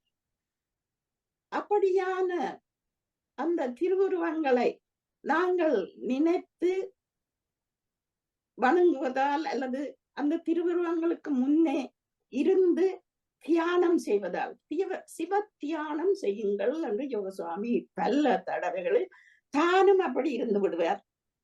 மணிக்கணக்காக மற்றவர்களையும் ஊக்கப்படுத்தியிருக்கிறார். அந்த முறையில எனக்கு ஒரு நினைப்பு, யோகசுவாமி என்னுடைய குரு. அந்த குருவை நாங்கள் பல இடங்களிலே வைத்து அவர் அந்த குருவின் முன்னாலே இருந்து தியானம் செய்ய வேண்டும் என்று நான் கனடாவில் இருக்கிற பொழுது அந்த ரிச்மண்ட் ஹில் பிள்ளையாருக்கு பக்கத்திலே சின்ன மண்டபத்திலே யோகசுவாமியினுடைய படம் இருக்கிறது, அங்கே தியானம் செய்ய வேண்டும் என்று சொல்லி இந்த முறை விம்பிள்டன் பிள்ளையார் கோயிலுக்கு குரு பூசைக்கு வந்த போது அதே மாதிரி ஒரு சின்ன போஸ்டர் உண்டு, தியானம் செய்வோம், லெட் அஸ் மெடிடேட் என்று. இப்படியான ஒரு ஊக்கத்தை எனக்கு அளித்தது அந்த யோகசுவாமி. அவர் எனக்கு குருவா வந்துட்டார். அப்ப ஒவ்வொருவரும் நீங்கள் யாரை குருவாக எடுக்க விருப்பமோ எடுங்கள். இல்லாவிட்டால் குருவாக எடுக்கத்தான் வேணும் என்ற அந்த கட்டளையும் இல்லை. நீங்களே உங்களுக்குள்ளே அந்த ஞானத்தை வளர்ப்பதற்கு பாடுபடலாம். அறிவை வளர்த்து அறிவின் முதிர்ச்சி தான் ஞானம். பக்தியிலிருந்து ஞானத்துக்கு போகலாம், கர்மம் செய்து ஞானத்துக்கு போகலாம், யோகம் செய்து ஞானத்துக்கு போகலாம். இது நான் திரும்ப திரும்ப சொல்றேன். அந்த முறையில எங்களுக்கு இந்த முன்னோர் காட்டிய வழிகளை எப்படி எங்களுக்கு ஏற்ற விதமாக பின்பற்றலாம்னு தான் நாங்கள் பார்ப்போம். ஒரு பானை இருக்கிறது, அதுக்குள்ள கொள்ளுற தண்ணீர் தான் கொள்ளும். அது பெருசா இருந்தா கூட கொள்ளும், சிறுசா இருந்தா கொஞ்சம் கொள்ளும். நாங்கள் ஒரு பாத்திரம், அந்த பாத்திரத்தை எண்ணத்தை கொண்டு நாங்கள் நிரப்புகிறோமோ அதன் வடிவாக அதன் உருவாக வருது. எங்களுக்கு சொல்லப்பட்ட விடயம் கடைசியிலே இந்த இறை உணர்வு என்று ஒன்று வர வேண்டும். ஆனால் மாணிக்கவாசகர் போல, அவ்வையார் போல, யோக சுவாமி போல நாங்கள் வந்துவிட முடியாது. அதற்கு எத்தனையோ பிறவி வேண்டும்.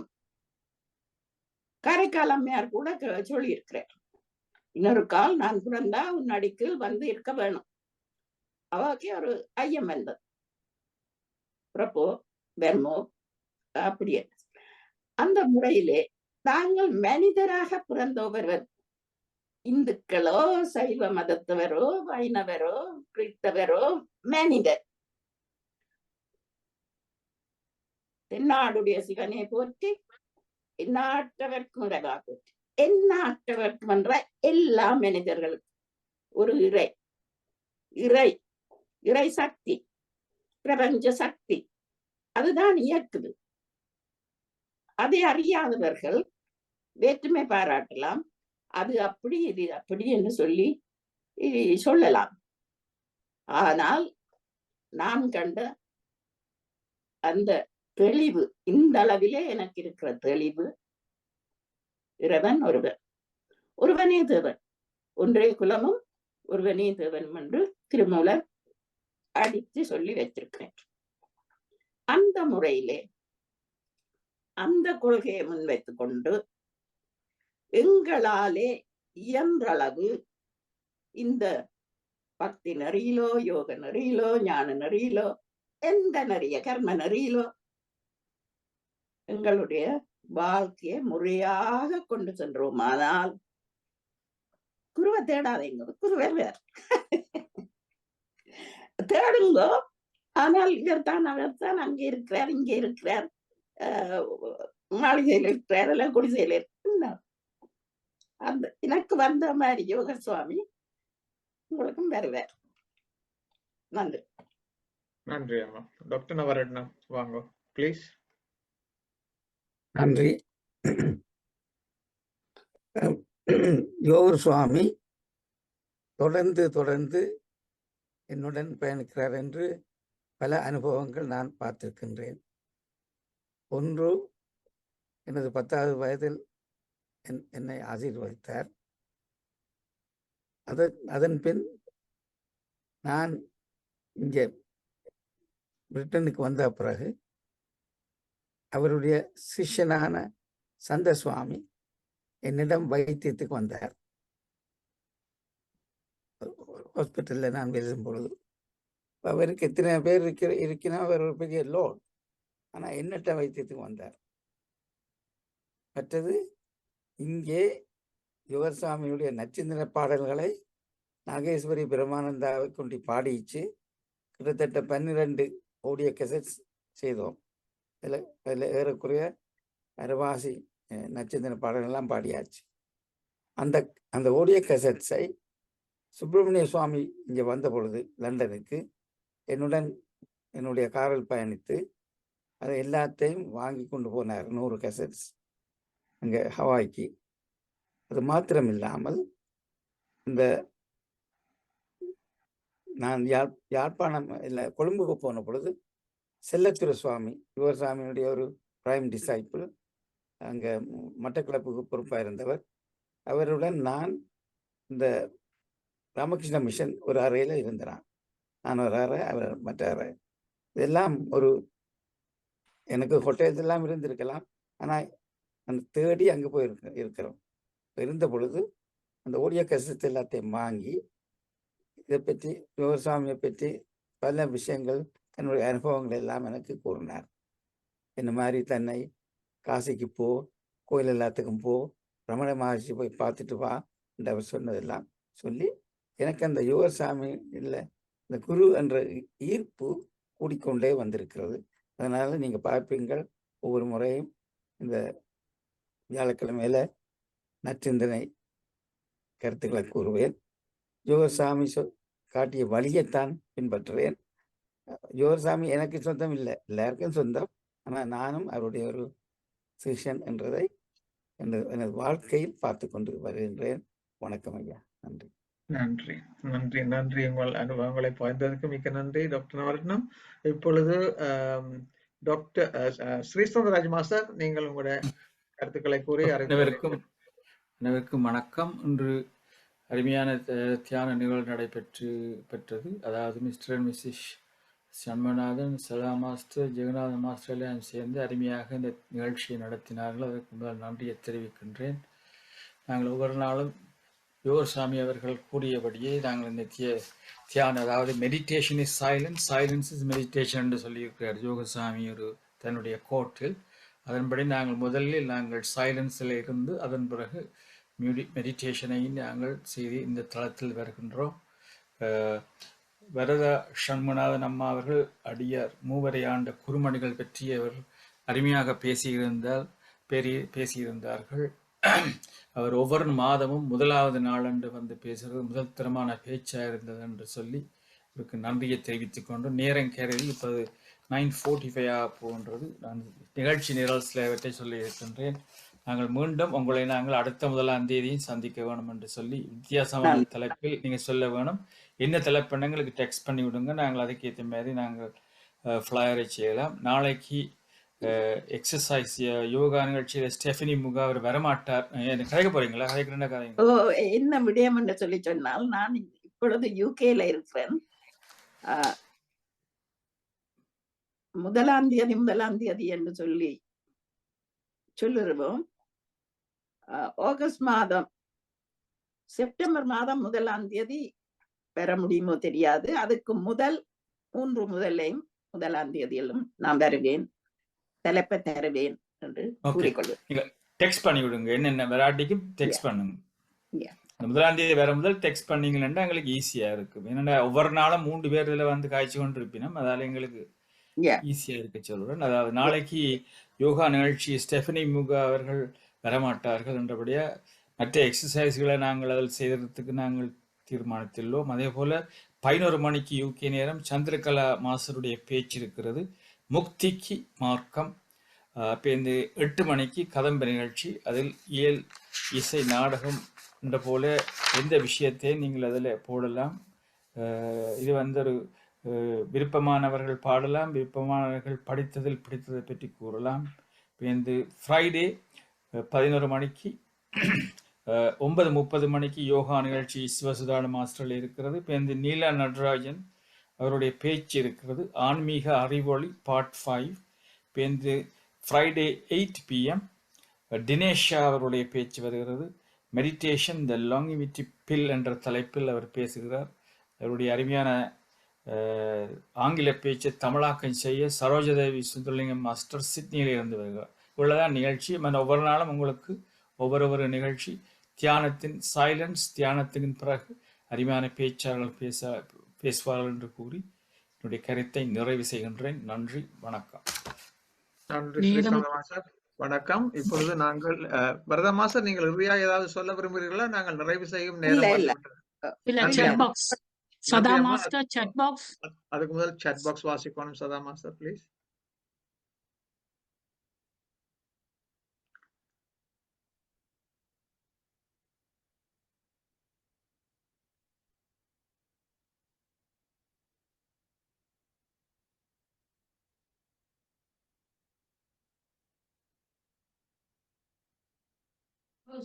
Can you go? Can I read it, Sada Master? நீங்கள் ஓகேயா? முதலாவது ஆட்ட மெசேஜ் உண்டு கொஞ்சம் துஷ்யந்தி. துஷ்யாந்தி ஒருவன் பக்குவ நிலை அடைந்தால் அவனுடைய குரு அவன் நிலைக்கு ஏற்ப அவனை தேடி விடுவார். மற்றது இவர் கதைச்சிட்டே இருந்தாங்க. நடராஜ ஜெகநாதன் மெசேஜ் இருக்கு. Three of the planets, including Mars, are visible with our telescope. Moon reflecting sunlight gives the illumination white light. That's அது chat box முடிஞ்சது. So நன்றி. அதுல ஒரு கருத்துன்னு சொல்லியிருக்கேன். இல்ல 3 பிளானட்ஸ்க்கு மேல பார்க்கலாம் கண்ணால என்று நான் யோசிக்கின்றேன். ஜெகநாதன் மாஸ்டர் அதை பற்றி என்ன கருத்து இருக்கு? எத்தனையோ நட்சத்திரங்கள் மாதிரியும் இருக்கல்ல, அதுலயும் இருக்கல்ல உங்களுக்கு, அப்படி இல்லையா? Visible planets more than சூரியனை இன்க்ளூட் பண்றே இல்ல. சூரியன் இஸ் நாட் a planet. சூரியன் இல்ல, மற்ற பிளானட்ஸே பார்க்கலாம்னு சொல்றேன். இப்ப மாஸ் பார்க்கலாம், அது தெரியும். நோ, நான் 3 தான் அறிஞ்சினேன். அப்படியே அது சும்மா ஒரு கிளியர் ஸ்கையா இருக்கும். கிட்ட கண்டுபிடிச்ச நான் பேப்பர்ல வாய்ச்ச நினைவு இருக்குது. என்னன்னு தெரியல, செக் பண்ணுங்க திருப்பியும். அப்படிதான் விட கூட இருக்கலாம், செக் பண்ண நான் நினைக்கிறேன். 3 of the 9 you can see without a telescope. நிறங்கள் என்று சொல்லிக்கலாம். I don't know, நான் அந்த அளவுக்கு போய் பார்க்க இல்லை. மற்ற சந்திரனுங்களை தெரியும் தானே, அதுக்கு கலர் அது வந்து தண்டை பாட்ட வார இல்லை, அது இன்னொரு ஆள்கிட்ட கேட்டல அவர். அதே போல லைட் இயர்ஸ்க்கு பின்னாலே சந்திரன் வெள்ளை ஒளி என்று நாங்கள் டிஸ்கிரைப் பண்ணாலும் அது சன்லைட் தான் அப்படி காட்டுது. நிறைவு செய்யும் நேரம் இது. யாராவது ஏதாவது கிரியா குயிக்கா சொல்லி போட்டு விடலாம். நிறைவு செய்வோமா? ஓகே. பேசிவிட்டு யோசிப்பதை விட யோசித்து விட்டு பேசுங்கள். பேசிவிட்டு யோசிப்பதை விட யோசித்து விட்டு பேசுங்கள். வாழ்க்கையில் ஏற்படும் அனாவசியமான அத்தனை பிரச்சனைகளுக்கும் முற்றுப்புள்ளியாய் அது அமையும் என்று சொல்லி இன்று நாங்கள் இந்த தளத்திலிருந்து நாங்கள் நிறைவு செய்கின்றோம். நாளை விடியும் காலை 9:30 மணிக்கு சந்திப்போம் என்று கேட்டு விடைபெறும் தியான குழு. நன்றி, வணக்கம். நன்றி. தேங்க்யூ. நன்றி.